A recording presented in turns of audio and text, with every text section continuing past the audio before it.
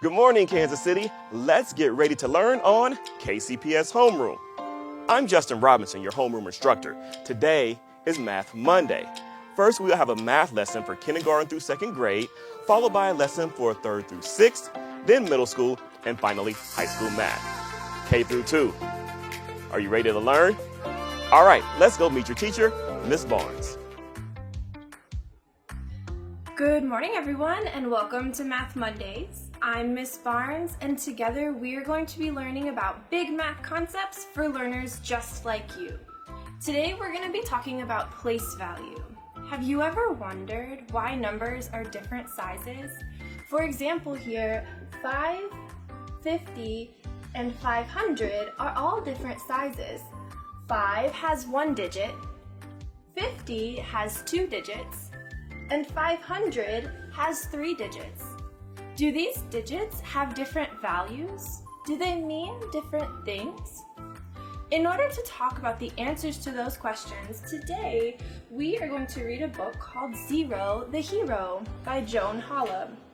As we're reading this book, I'd like you to think about all of the ways we use zero in our lives. Sometimes that can be in math operations like addition or subtraction, and other times it could be used in situations where we're talking about numbers. As we're reading, please think about all the ways we use zero in our lives. Are you ready to get started? Zero the Hero by Joan Holub.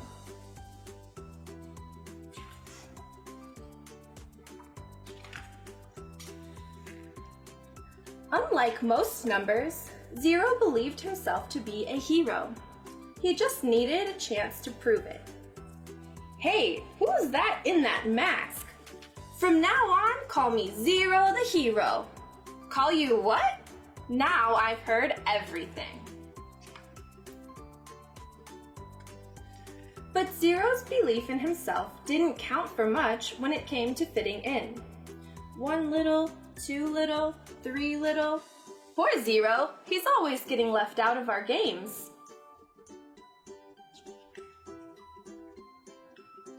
In order to amount to anything, Zero had to stand in the shadow of others more glamorous than he was. Yes, it's true, I'm number 1, the number everyone wants to be. I take first place in every contest. I'm the number line leader. Oh, and when my pal Zero tags along, I become a 10. That's equal to 10 ones, of course, not 10 zeros. Occasionally, he was mistaken for various circular objects, seemingly at random. Some days it really got to him. Hey, aren't you a Fruit Loop? I love those. No, I'm Zero the Hero. Yeah, I don't think so. Are you a donut? No! When it came to addition, he was virtually invisible. Other numbers seemed to pass right through him, almost like magic. The same thing happened with subtraction.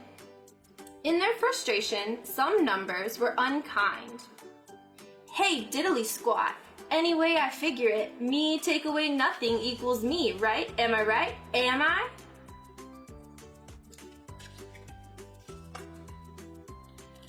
Turns out, Zero stunk even more at division.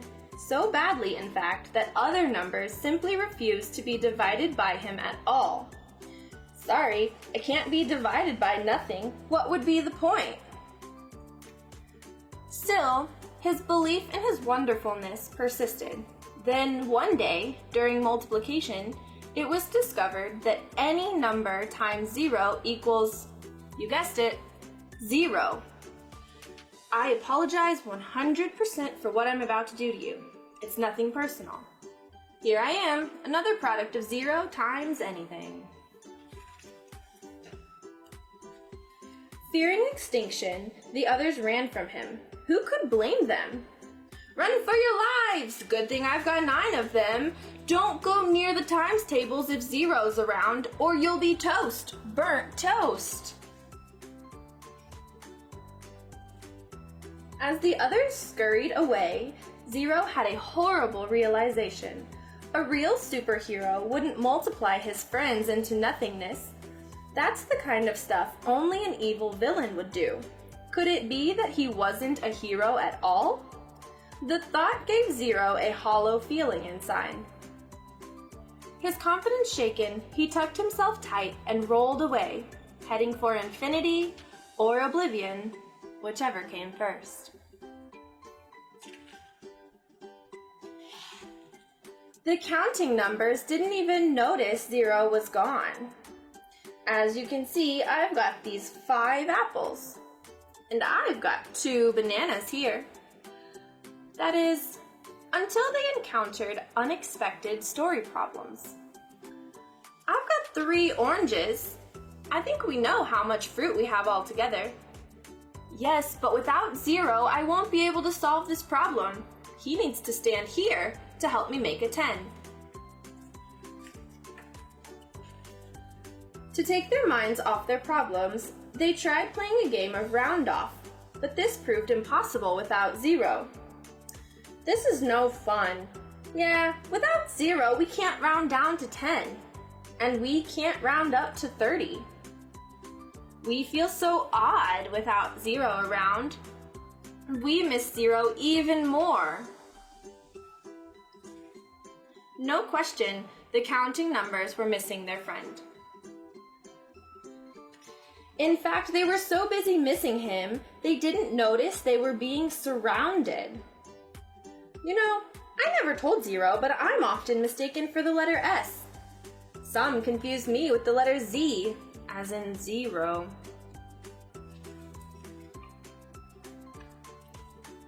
Before the numbers knew it, they had been captured by Roman soldiers. In the name of the Emperor, we are taking you prisoner. Hey, aren't you the letter X? No, we are not letters, we are Roman numerals. We don't really like fighting. Instead, maybe we could teach you how to do math using ones, tens, and hundreds places. Roman numerals don't do math, we just count.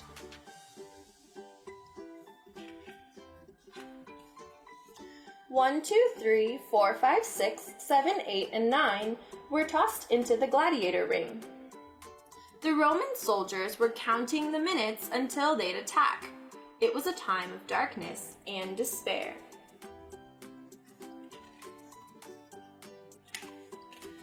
From far away, Zero heard his pals call for help. This is a job for Zero the hero, he thought. Faster than a speeding donut, Zero zoomed to the rescue. Look up in the air, it's a flying bagel. Hey, my missing chariot wheel. A giant Cheerio, maybe? Release the numbers or else, Zero told the Romans. Or else what? The Romans replied. Or else I will unleash a force greater than you can imagine. The power of nothing. Go ahead, said the Romans. We're not afraid of nothing. Left no choice, Zero grabbed a nearby rock and proceeded to demonstrate his amazing power. Here goes nothing. 0 times rock equals 0. Ta-da! When the Roman numerals saw the rock disappear, they decided to disappear too. They ran away as fast as they could. He's going to do a number on us. Run for your life. Let's skedaddle.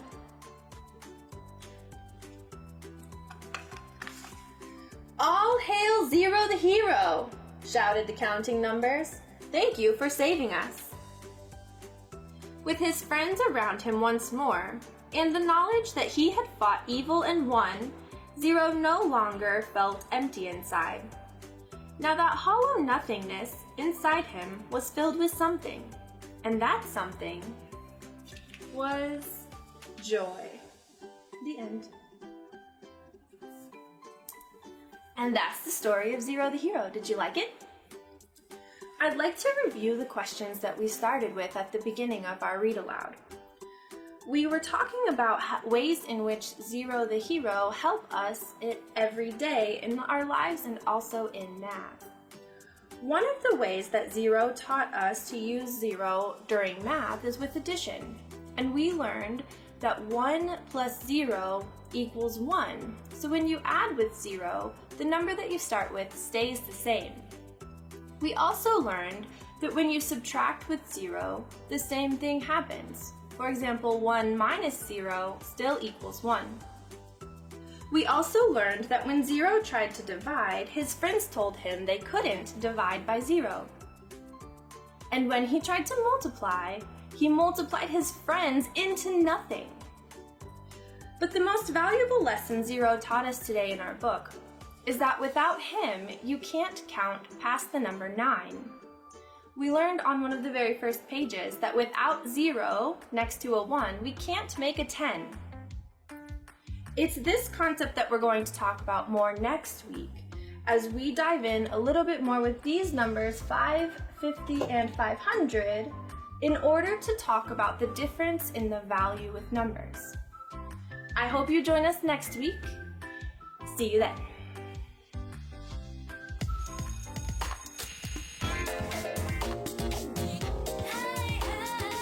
Thank you, Ms. Barnes, and we will see you next week.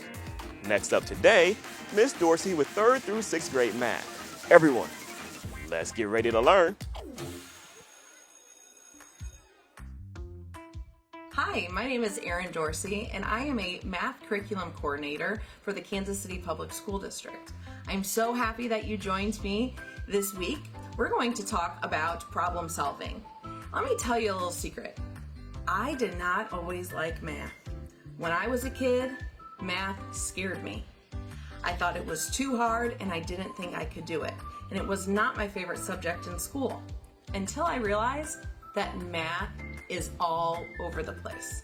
So today we're going to read a story about math and problem solving and finding math in your everyday life. And hopefully by the end you'll realize that math really isn't all that bad. Today's story is called I'm Trying to Love Math by Bethany Barton. If you ask me, math is not very lovable. I know I'm not alone here either. 4 in 10 Americans hate math. That's like 40%. Did you just use math to explain how much you don't like it? A space alien? What do you know about math? Well, math is understood all over the earth, no matter what language you speak. That's pretty neat. 5 plus 2 equals 17. That's the same everywhere. Except you're not from Earth. Nope, but thankfully scientists sent math out to space. Scientists took examples of life on Earth, things like language, music, and math, and put them onto golden records. See all that math? Addition, fraction, multiplication, binary numbers? That's a ton of math.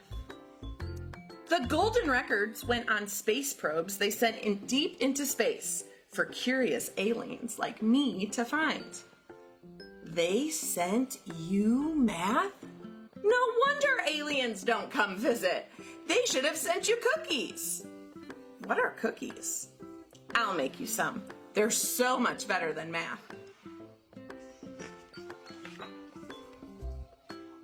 Let's see. I just need 2½ cups of flour, 3/4 a cup of brown sugar, 1 cup of butter. Looks like I need 2 of these to equal a cup. Wait, baking is just a bunch of math, isn't it? Wow. In fact, this whole recipe is basically a math problem. Fractions, conversions, temperature, time, chocolate. But isn't that a good thing? Without those measurements and fractions, what would you end up with? A burnt pile of mush. I guess you have a point. Okay, you see this math problem here? 785 times 5. I'm gonna try to love it. Maybe if I stare at it and think about cookies, then I'll love it.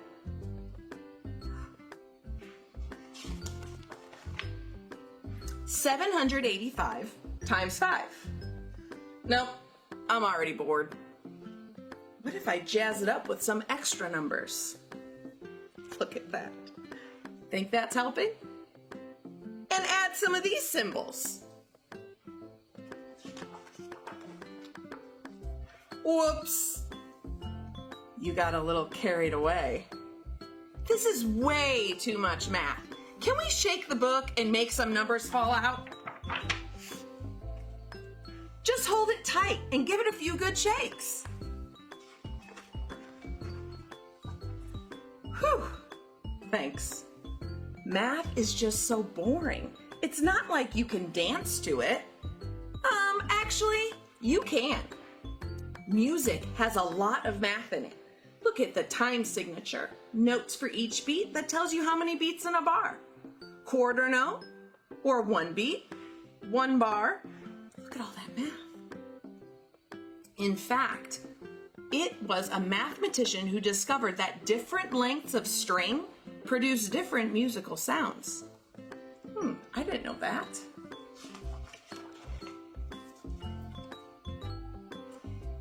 Because of his math, you're able to make the guitars you have today. Well, thanks for ruining music for me. Now all I hear are numbers. I think you're missing the point. Math isn't all about numbers. Arithmetic, another word for math with numbers, is super helpful. But it's only one part of math. What do you think the other part of math could be? Think about that. Math is also about exploring, about finding new ways to get places and helping you find your way back. For centuries, sailors navigated using the stars, special measuring tools, and lots of math. Can you believe that? Sailors had to measure stars to get to where they're going? I bet they had to use a lot of math. Modern explorers calculate how much force and fuel is needed to get a rocket past your atmosphere and out into space. Take that, gravity.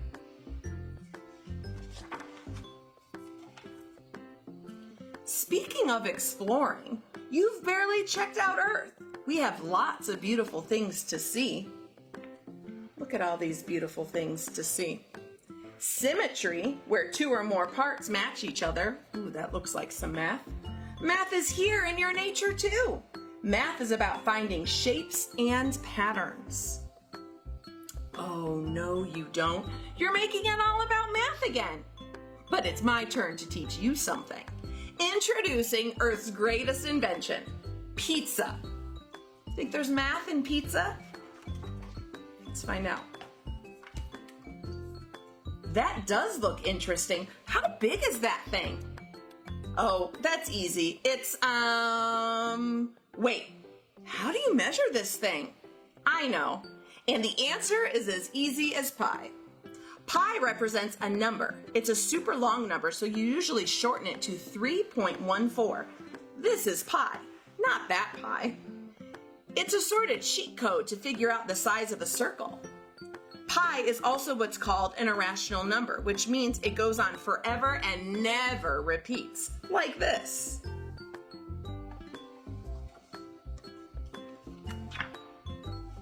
Well, that was unexpected. I never thought I'd say this, but this is too much pie for me. That's an easy fix. Let's just grab the book and shake all this pie off the page.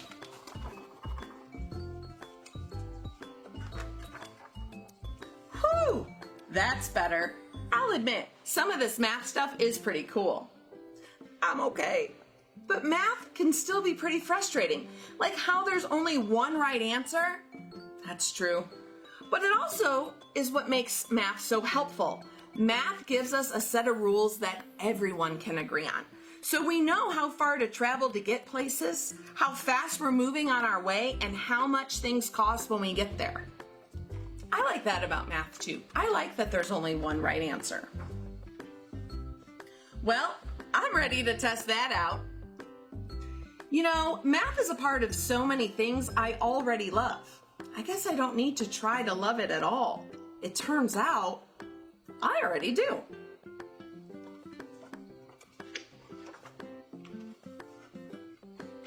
Thanks for your help. Where do you say you're from anyway? Great, you love math. My work here is done. Time to head home. Planet homework. Yikes. I really like this book because it talks all about the math that you deal with every single day, but it's also kind of funny. And what it makes me realize is that you don't have to be scared of math. All you need to do is give it a try. Next week, we're going to take a look at how to be a mathematician and how to look at situations and find solutions. And while there's only one right answer, there are so many ways to go about solving it. And that's what we're going to talk about. I can't wait to see you next week. Thanks for joining me today.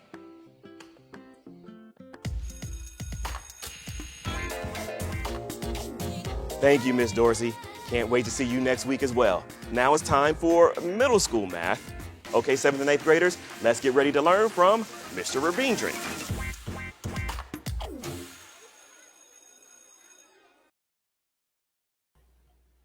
Hey everybody, welcome back. This is lesson 5 for 8th grade math. I'm Mr. Ravindran. Let's begin. Today's learning target, I can solve two-step equations in one variable using inverse operations and determine the number of solutions an equation has. As usual, go ahead and pause the video at this time so you can copy down the learning target. All right, excellent. Now that you've copied down the learning target, let's resume. So, when we're solving an algebraic equation, we're going to be using what's called inverse operations to isolate a variable. Inverse operations, as we'll explore on the next few slides, are the opposite of GEMS or PEMDAS. Let me explain a little further. They're the opposite of the order of operations. Inverse means opposite. So we're going to be using inverse operations to isolate a variable. So we're actually going to, instead of starting with parentheses, we're going to start with subtraction and addition. First, perform the opposite of add, subtract on both sides of the equal sign. Second, we're going to perform the opposite of multiply and divide on both sides of the equal sign. Go ahead and pause the video to copy down these notes. Excellent. Now that you've copied down these notes, let's move on. Here's example number 1. It says solve using inverse operations. So we're going to go to our document camera. Excellent. Here it is. And we're going to write down example 1. So this is EX1. Well, example 1, let me just go back and grab it, is 5x plus 10 is equal to 25. So our task is to isolate x. So let's take a little note here. Let's write the word isolate. Isolate means get it by itself. So we need to get x by itself. We're going to be using inverse operations. Inverse ops. So we're starting with add, subtract.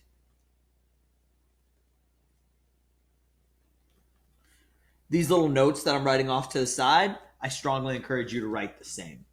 So we're going to be starting with add, subtract. One thing I recommend is that you put a line through the middle of the equal sign. This line is your IO line, your inverse operations line. We need to start with plus and minus, add and subtract. Well, the 5 is multiplying, but what's the 10 doing? The 10 is adding. So we're going to be doing the inverse of adding, which is subtracting, on both sides of the equal sign, on both sides of the IO line. So I see a plus 10. How do I get rid of plus 10? I do minus 10 and minus 10 on both sides. This is why we're performing inverse operations.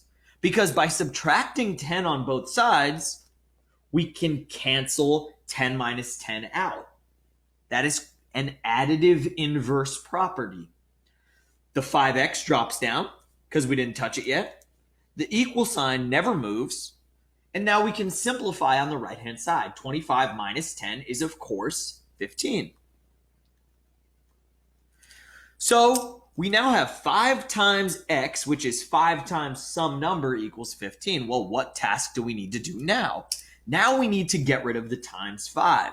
We're going to do inverse ops, IO, again. And this time, we're going to do the opposite of multiply, which means we need to divide. Exactly correct. We need to divide. So if we see 5 times x, how do we get rid of 5 times x to get x by itself? We show division. And now that you guys are getting into 8th grade and 9th grade, or into higher levels of math, we're going to show division like a fraction. So this is simply division over here.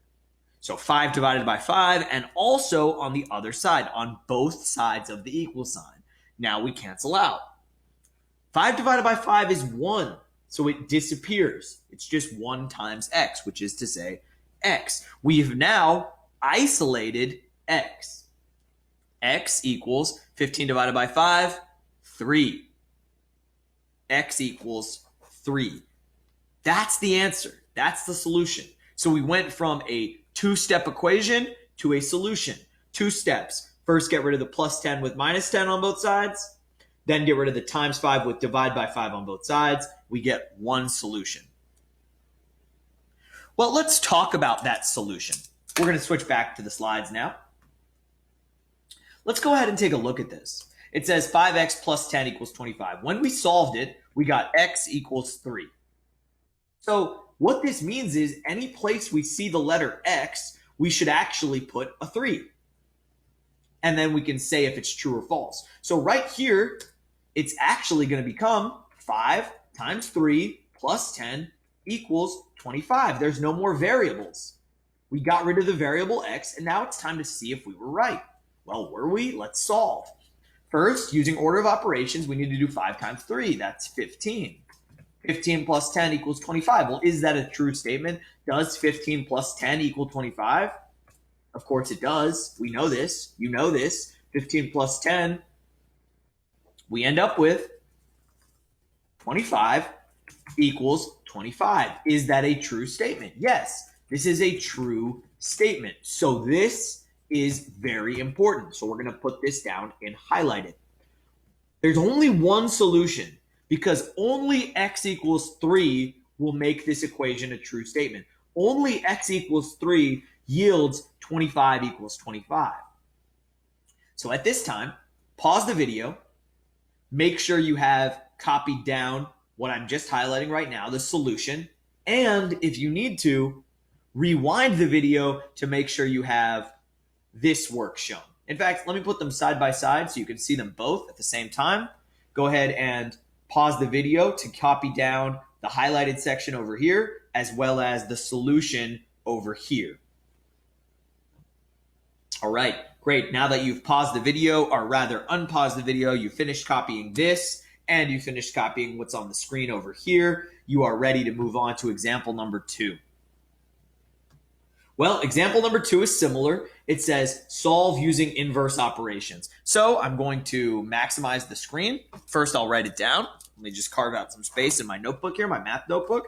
This is going to be example 2, EX2, and we'll write it down. Negative 4x plus 2 equals 26. Now I will maximize the screen. So we're going to solve this equation.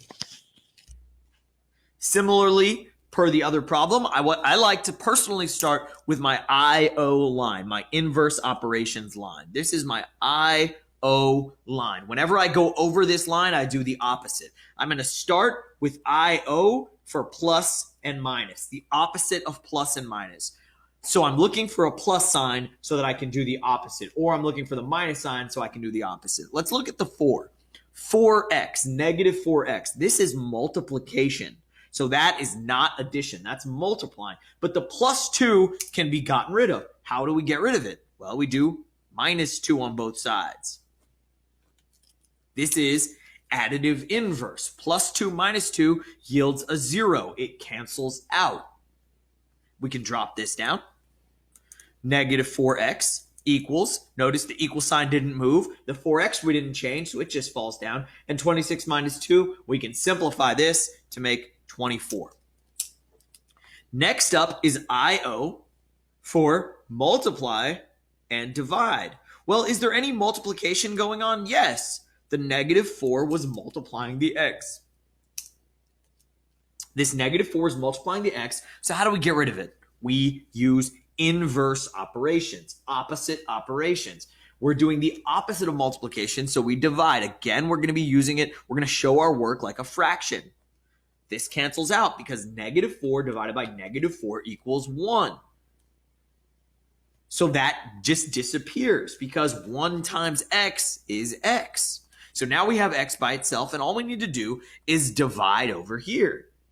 24 divided by negative 4. Well, a positive divided by a negative is a negative. And now it's simply, how many times does 4 go into 24? 4 goes into 24. Let's think about that. 4 times 5 is 20. 4 times 6, 24. Negative 6. It has to be negative because a positive 24 divided by a negative 4 makes a negative 6. So we now get x equals negative 6. And that is one solution. Only one number will work here. Only one number fits right here. Let's go back to our slides and make sure we have that done. But before we do that, pause the video. Make sure you have example 2 copied down. Great. Now that you've unpaused the video, let's move on to check our solution. Well, here's what we had. We solved the equation and we got x equals negative 6. Let's see if that's true. Again, any place we see the letter x, the variable x, we're going to plug in, we're going to use algebraic substitution, and we're going to replace it. So now I'm just going to copy this really quickly. I'm just going to copy that. And I'm going to, instead of x, I'm going to put parentheses negative 6. Now we'll solve. The first step is to multiply these two terms. A negative times a negative is a positive. So negative 4 times negative 6 is 24. So these two terms become 24. 24 plus 2. Does that equal 26? Yes, it does. So we end up with 26 equals 26. That is a true statement. That is a true statement. So because it's a true statement, only x equals negative 6 will make the equation true. You have to have a negative 6. No other number will work right there. Great. Pause the video, copy that down. Excellent. Now that you've copied that down, I want you to pause the video and try to solve this equation by yourself. 7x plus 3 equals 17. Also answer, how many solutions does the equation have? Excellent. Now that you've solved it by pausing and giving yourself time to work it, let's see if you got it right. We're going to go back to our document camera and let's check our work. The equation was 7x plus 3. Oh, whoops, can't see that. 7x plus 3 is equal to 17. Once again, we're going to start with the line down the middle and we're going to get rid of plus minus. Well, here we see a plus 3, so we'll do minus 3 on both sides. Cancel. 7x drops down, equals 17 minus 3 is 14. And now one final step. Divide by 7, divide by 7. Now we've isolated x, and 14 divided by 7, we get x equals 2. One solution. Let's see if that works over here. If we plug in 7 times 2 plus 3 equals 17. Let's see if it's true. 7 times 3, 14 plus 3 equals 17. That's true. We get 17 equals 17, which is true. Because it's true, there's only one solution. Only one solution. The only solution is x equals 2. Only x equals 2 will work. Make sure you have this copied down and make sure you have the notes over here copied down, everything on the slide. Now let's move on. Pause the video if you need to make sure you have this all sorted out. Now we're going to move on. Great. How many solutions can an equation have? Most equations have one solution. This is the second part of our learning target. And for some of us, this may be new material. How many solutions can an equation have? Let's consider this equation. X plus 3 equals 5. What number plus 3 equals 5? Do you know what it is? Well, let's use inverse operations to solve. Minus 3 minus 3. We get x equals 2. These two 3's cancel out. So really, I should have, let's say, insert. Let me put a little line there. cross these out. This is additive inverse. I'm going to cross those out with a nice red line. Make it pretty bold too, so it really is gone. So those two cross out. When you do that plus 3, they cross out. Maybe a little less bold, like that. Anyway, where were we? So we did the opposite of plus 3, minus 3 on both sides. We get x equals 2. Only x equals 2 will make this a true statement. The only number that when you add 3 to 2, it equals 5. That's the true statement, only 2. So this one has one solution. But some equations have no solutions. An equation has no solutions if no value of x will make a true statement. No value of x makes the equation a true statement. What does that mean? Let's take a look at this. X plus 2 equals x. Imagine that x was anything you could possibly think of. X is a basketball. How can a basketball plus 2 equal a basketball? Maybe it's not a basketball. Maybe it's a Ferrari.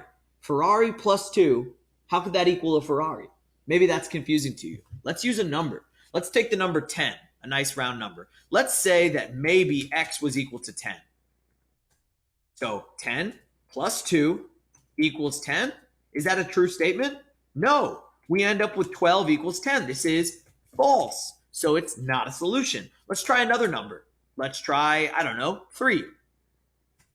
3 plus 2 equals 3. Is that true? No, that's also false because this would equal 5.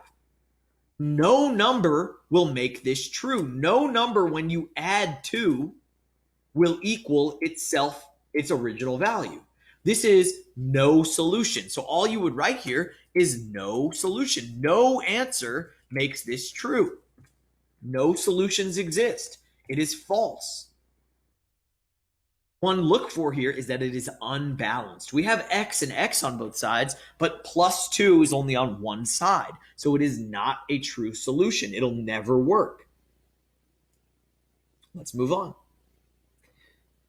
Finally, some equations will have infinite solutions. Oh, my mistake. Let's go back just a second. Pause the video here to copy all this down. Make sure you have this in your notes. Please pause the video and copy that down into your notes. Great, now that you've unpaused the video and you're ready to move on, let's talk about infinite solutions. Some equations will have infinite solutions. What does that mean? An equation will have infinite solutions of any value of x will make a true statement. No matter what x is, it'll be true. Here we see x plus 5 is equal to x plus 3 plus 2. Well, is there anything we can do on the right-hand side of the equation that we can combine? Sure. X plus 3 plus 2 can be combined. So we have x plus 5 equals, 3 plus 2 can be added together. Those are like terms. That's x plus 5. What do you notice about both sides? Really importantly, they're the exact same on both sides. No matter what you put here for x, it will be true. So let's take the number 10. Let's say x was 10. If x equals 10, what are we left with? We're left with 10 plus 5 is equal to 10 plus 5. Is that true? Yes, that's true. Let's try another one. Instead of 10, let's try 3. 3 plus 5 equals 3 plus 5. Is that true? Yes, that's true. So both x equals 10 and x equals 3 work. Well, any number will work. That's why we say it has infinite solutions. No matter what x equals, the equation will be true because the equation is the exact same on both sides. That's really important. So recapping. One solution. Only one number works. 2 plus 3 equals 5. Only one number will work. No solution. It's unbalanced. X plus 2 could not possibly be equal to x. No number, if you add 2 to it, will be equal to that original quantity. It's unbalanced. No number will make a true statement. Finally, infinite solutions. Any number will work. An infinite solution means that any value of x will make it true. Because x plus 5 is equal to x plus 5. Yes, we had to add the 3 plus the 2, but those are like terms. But look, when we did 10, we got 15 equals 15. When we did 3, we got 8 equals 8. Pick any number you want and it'll work. Maybe you don't even choose a number. Maybe you choose a thing. I don't know. How about a Ferrari? Or let's say, I don't know, not a Ferrari. We already did a Ferrari. Let's say a piece of candy. Is a piece of candy plus 5 equal to a piece of candy plus 3 plus 2? Yes, because that's a piece of candy plus 5 equals a piece of candy plus 5. Anything works here. It's true because it's balanced. All right, now that you have copied down all the notes, it's time for you to try task 5, which your teacher will have assigned to you on Google Classroom. Thanks for watching. Hope you have a great day. See you next time.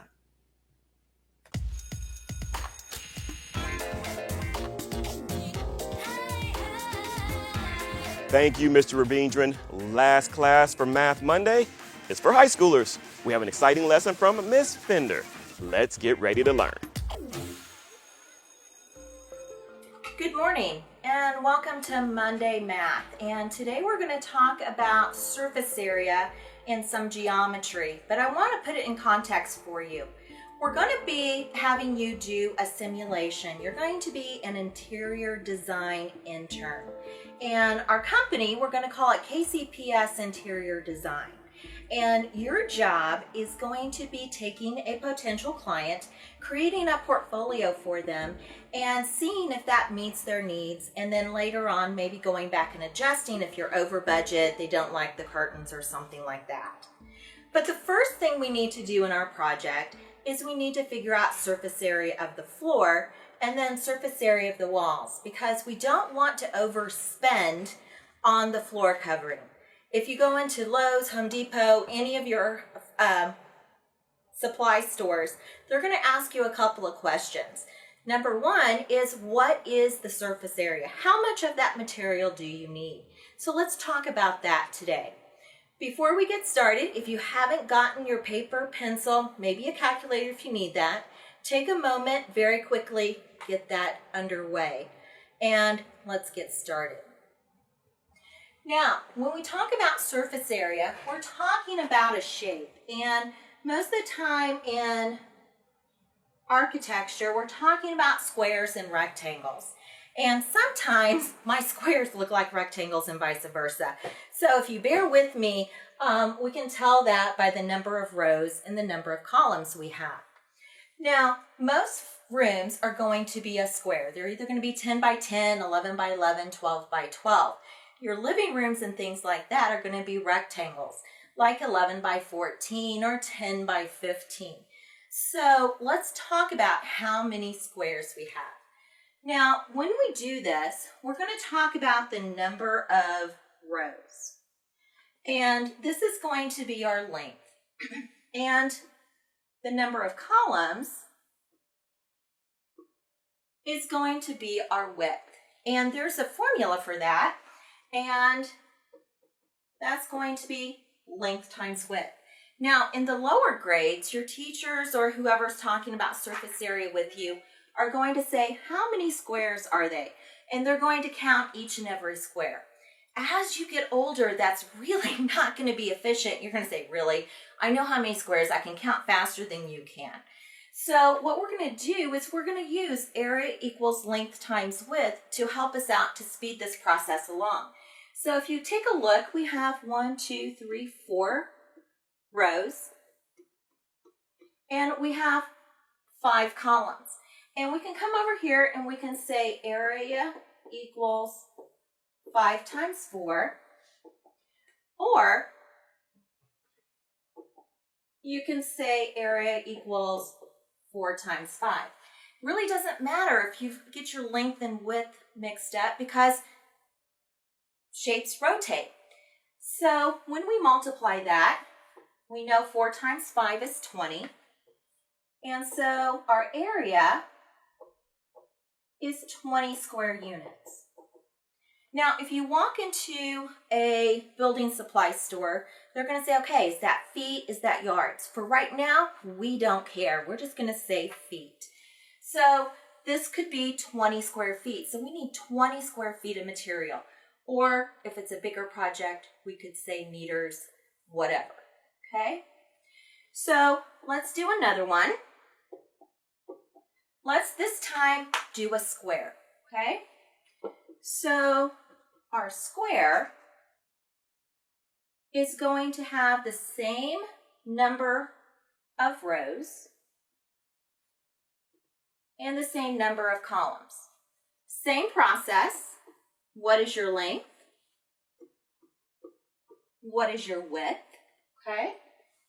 And we can use the same formula, 3 times 3.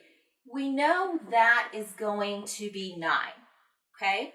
But as older kids figure out, 3 times 3 can be written much more quickly, or more quickly, by saying 3 squared. And 3 squared, using our powers, is the same thing as 9.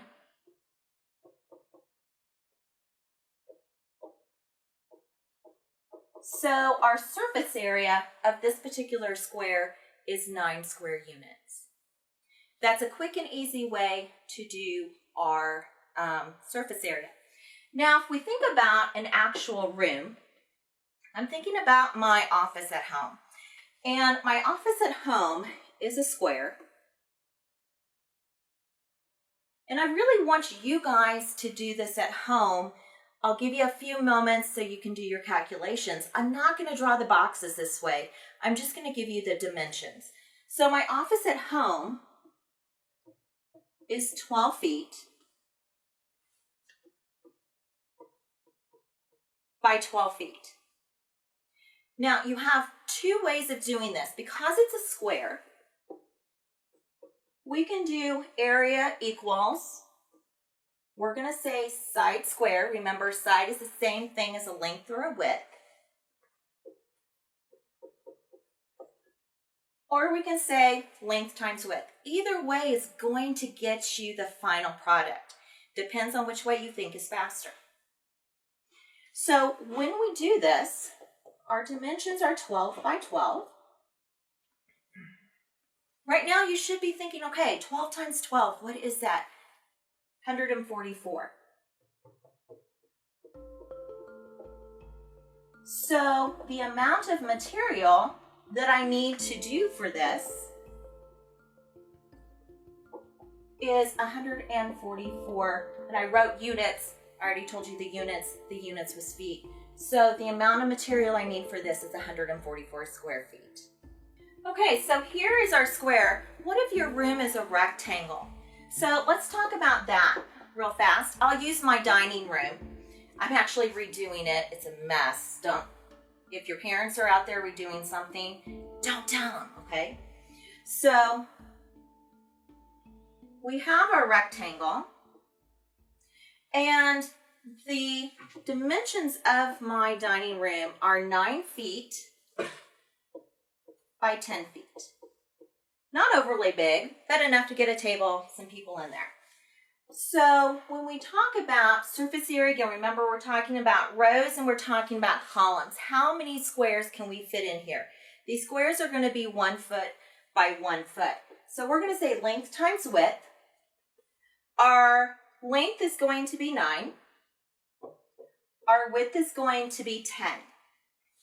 So our area is going to be 9 by 10. Now, some students think that length always has to be longer than width.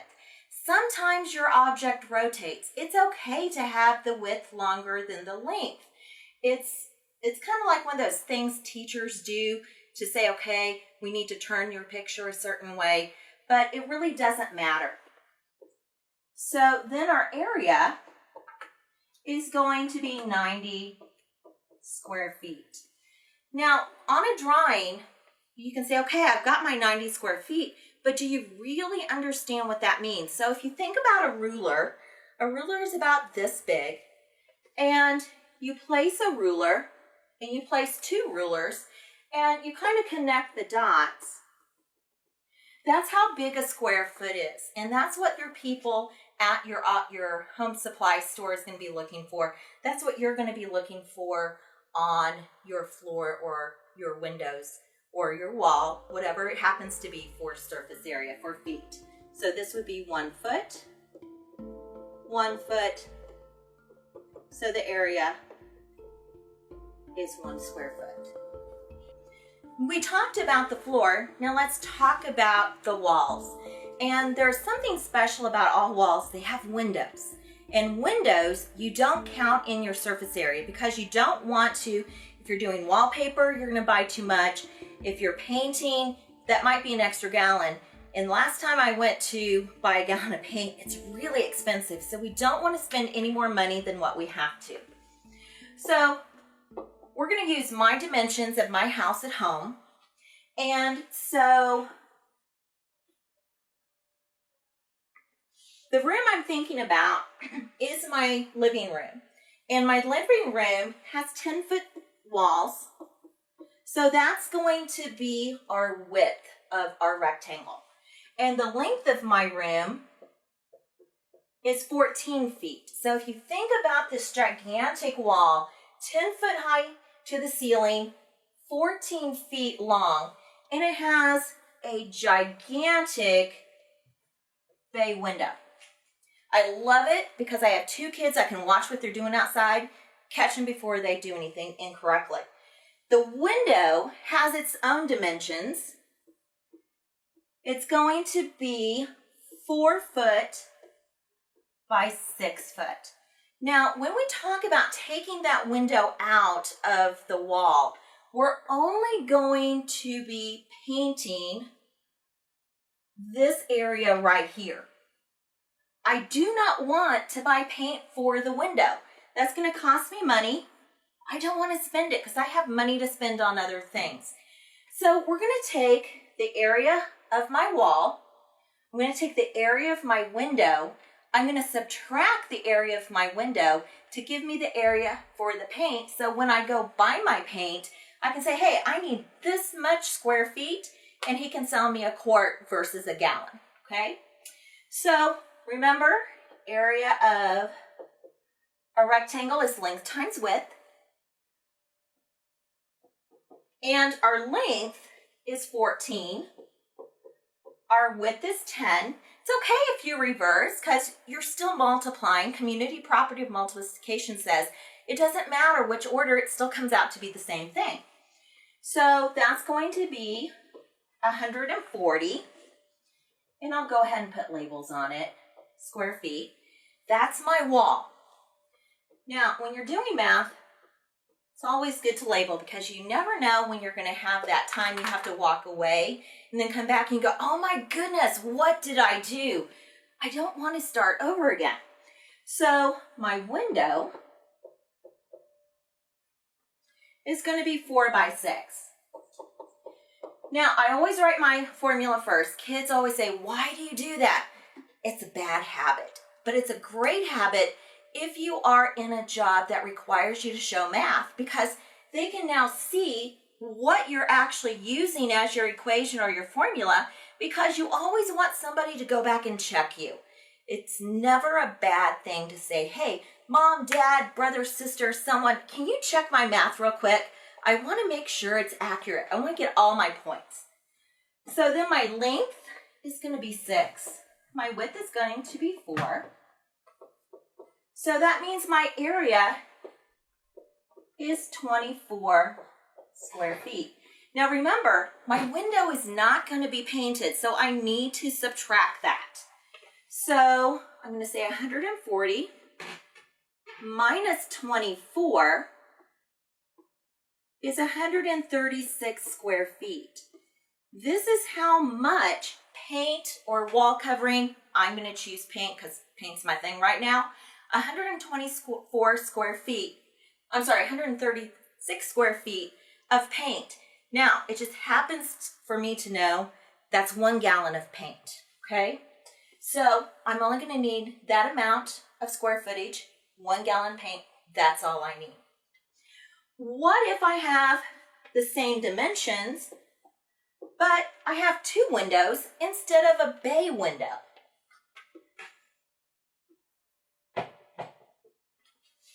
Hope that looks like a rectangle. So this is going to be my 10 feet. This is going to be my 14 feet. We've already done that math problem. So I'm going to write that off to the side. So I know that's 144 square feet. Okay? Now, I have two windows. They're going to be square. I hope it looks like a square, okay?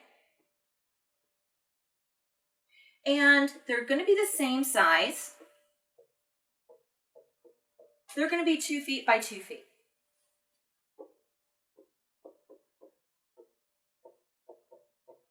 And I know 2 feet by 2 feet by using the same formula.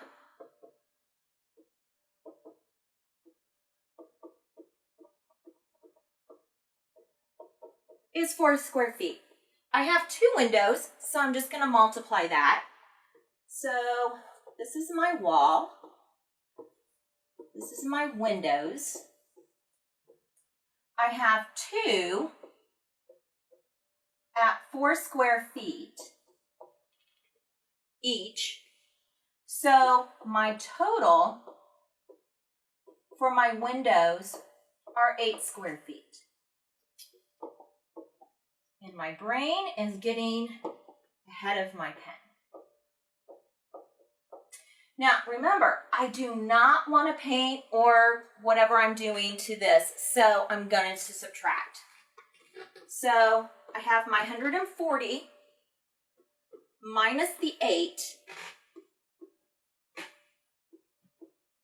and it's bleeding into my dimensions. Okay, so it's a good idea to box it in.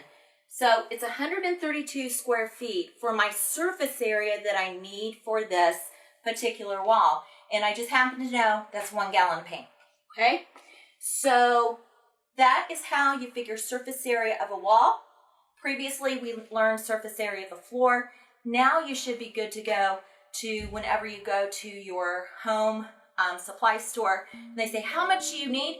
You can draw them a picture, fill out the dimensions, and you can figure it out for yourself. I hope you learned a lot about surface area today so that you can help your parents or even you if you want to redecorate your own room.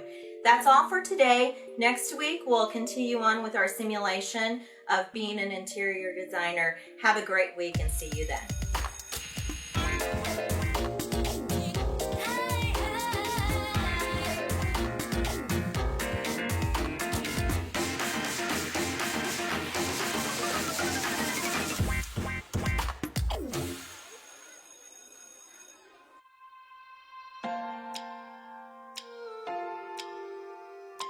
Thank you, Ms. Fender, and thank all of you for joining us for Math Monday.